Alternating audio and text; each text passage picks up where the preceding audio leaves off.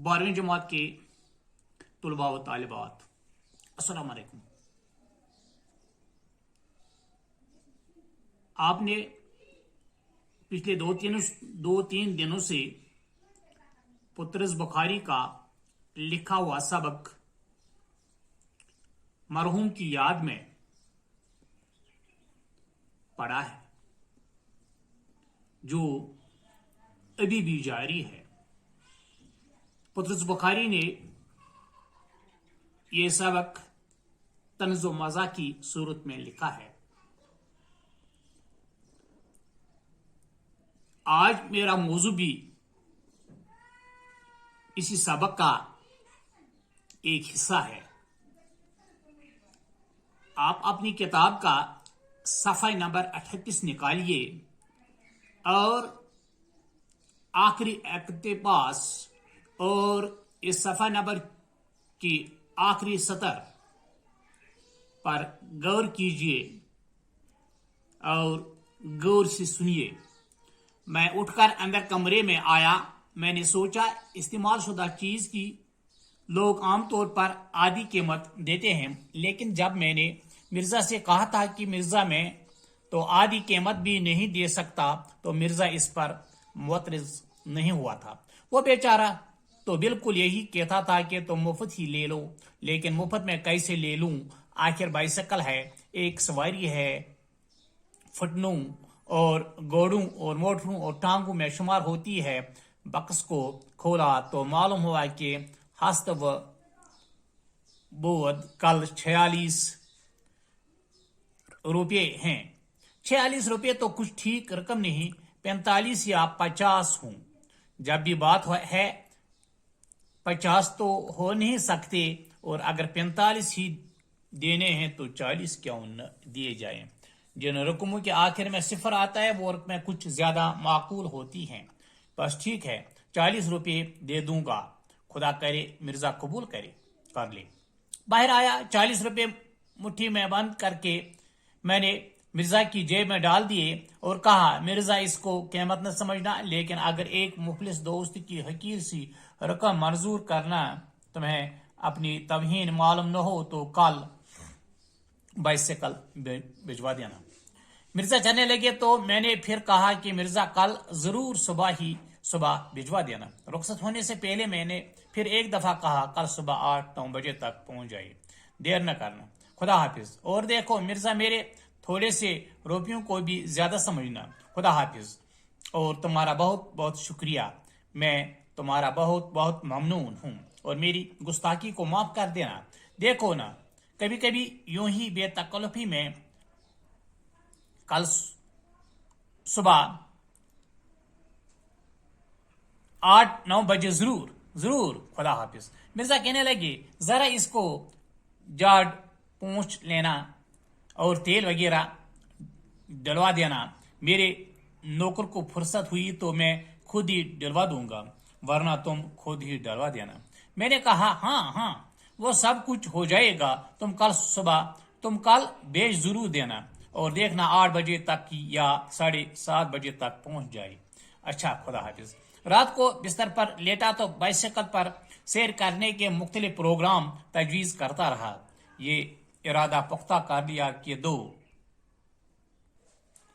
तीन दिन के अंदर इर्द गिर्द की तमाम मशहूर तारीखी इमारत और खंडरात को नए सिरे से देख डालूंगा।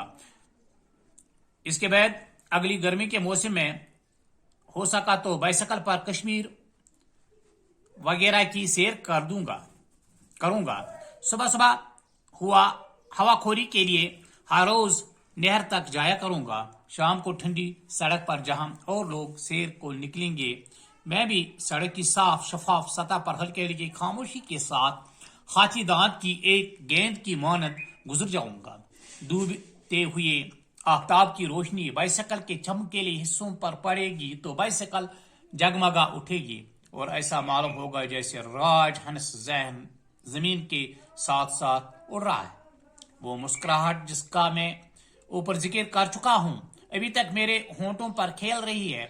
बारहा दिल चाहा कि अभी पाक गिर जाऊं और इसी वक्त मिर्जा को गले लगाऊं।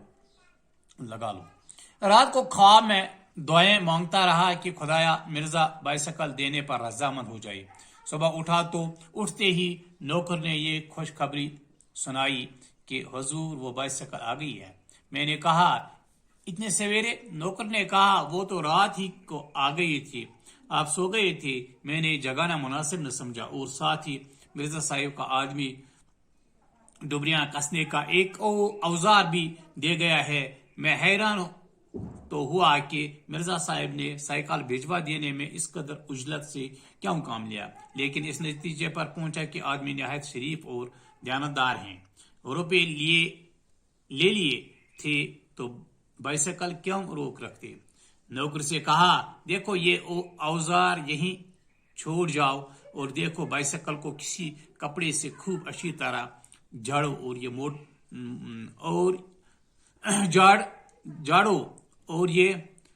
मोड़ पर जो बाइसिकलों वाला बैठता है इसे जाकर बाइसिकल में डालने का तेल ले आओ और देखो अबे बागा कहाँ जा रहा है, हम जरूरी बात तुमसे कह रहे हैं। बाइसिकल वाले से तेल की एक कपी भी ले आना और जहां तेल डालने की जगह है वहां तेल दे देना, और बाइसिकलों वाले से कहना कि कोई गठिया सा तेल न दे दे जिससे तमाम पुर्जे ही खराब हो जाएं। बाइसिकल के पुर्जे नाजुक होते हैं और बाइसिकल बाहर निकाल रखो, हम अभी कपड़े पहन कर आते हैं, जरा सैर को जा रहे हैं और देखो साफ कर देना। हुजूर वो तेल देने के छेद होते हैं वो नहीं मिलते, क्या वजह? हुजूर दुरुम पे मेल और जंग जमा है, वो सुराख कहीं बीच ही में दबा गए हैं। रखता रखता मैं इस चीज के करीब आया जिसको मेरा नौकर बाइसिकल बता रहा था। इसके मुख्तलिफ पुर्जों पर गौर किया तो इतना तो साबित हो गया कि बाइसिकल है, लेकिन मजमल हैत से ये साफ जाहिर था कि हल और रट और चरखा और इसी तरह की और जदीद इजादात से पहले की बनी हुई है। पहिए को घुमा घुमा कर वो सुराख तलाश किया जहां किसी जमाने में तेल दिया जाता था, लेकिन अब इस सुराख में से आमदरफ्त का सिलसिला बंद था। चनाचे नौकर बोला वो तेल तो सब इधर उधर बेच जाता है, बीच में तो जाता ही नहीं। मैंने कहा अच्छा ऊपर डाल दो, ये भी मुफीद होता है। आखिरकार बाइसिकल पर सवार हुआ, पहला ही पाँव चलाया तो ऐसा मालूम हुआ जैसे कोई मुर्दा अपनी हड्डियां चटका कर अपनी मर्जी के खिलाफ जिंदा होता है। घर से निकलते ही कुछ थोड़ी सी उतराई थी, इस पर बाइसिकल खुद ब खुद चलने लगी, लेकिन इस रफ्तार से जैसे तारकोल जमीन पर बहता है, और साथ ही मुख्तलिफ हिस्सों से तरह तरह की आवाजें बरामद होनी शुरू हुई हैं। इनकी आवाजों के मुख्तलिफ ग्रुप थे। चें चां चूं की किस्म की आवाजें ज्यादातर गदी के नीचे और पिछले पहिए से निकलती थीं। खट खड़ खड़ खड़ के और कबील आवाजें मड़गाड़ों से आती थीं। चर चरख की किस्म के सुर पैडल से निकलते थे। जंजीर ढीली थी। मैं जब भी पैडल पर जोर डालता था जंजीरों में एक अंगड़ाई सी पैदा होती थी जिसे वो तन जाती थी और चढ़ बोलने लगती थी और फिर ढीली हो जाती थी। पिछला पहिया घूमने के अलावा झूमता था, यानी एक तो आगे को चलता था और इसके दाहिने से बाएं और बाएं से दाहिने को भी हरकत करता था। चनाचे सड़क पर जो निशान पड़ जाता था उसको देखकर मालूम होता था जैसे कोई मखमूर सांप लहरा कर निकल गया है। मडगाड़ थे तो सही, लेकिन पहियों के ऐन ऊपर न थे। उनका फायदा सिर्फ ये मालूम होता था कि इंसान शुमाल की सिमत सैर को निकले और आफताब मगरिब में गुरूब हो रहा हो। चंद अल्फाज। मोतरज एतराज करने वाला, मटनून फंटून फटन की जमा, سواری کی ایک قسم، حقیر، معمولی، توہین، بے مروتی، ممنون، احسان مند، شکر گزار، عجلت، تیزی، ڈبریاں، پیچ کے اوپر کا حصہ جس کو پھیر کر پیچ کس لیتے ہیں، مخمور، مست، جھومتا ہوا، جوش و خروش، شدت، جذبہ کے ساتھ، برآمد، باہر سے اندر آنا، صدا، آواز، متواتر، لگاتار، بیدار ہونا، جاگ جانا، ہوشیار ہونا، خبردار ہونا۔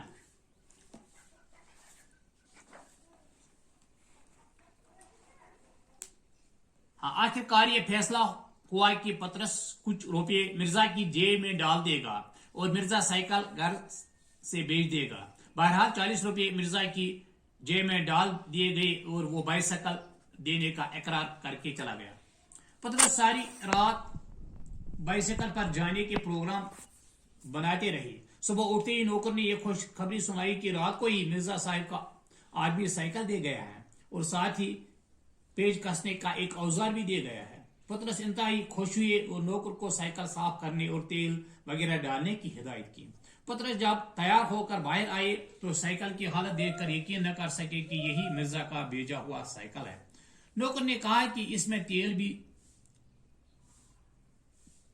نہیں ڈالا جا سکتا ہے کیونکہ اس کے تیل والے سوراخ میل اور زنگ سے بند پڑے ہیں۔ جب پطرس سائیکل پر سوار ہو گئے تو اس سے طرح طرح کی آوازیں آنے لگیں۔ سائیکل کی زنجیر کافی ڈھیلی تھی، پچھلا پہیا بھی بہت ڈھیلا تھا، مڑگاڑ ایک طرف جھکی ہوئی تھی۔ اس طرح سے میرا آج کا موضوع مکمل ہو جاتا ہے۔ خدا حافظ۔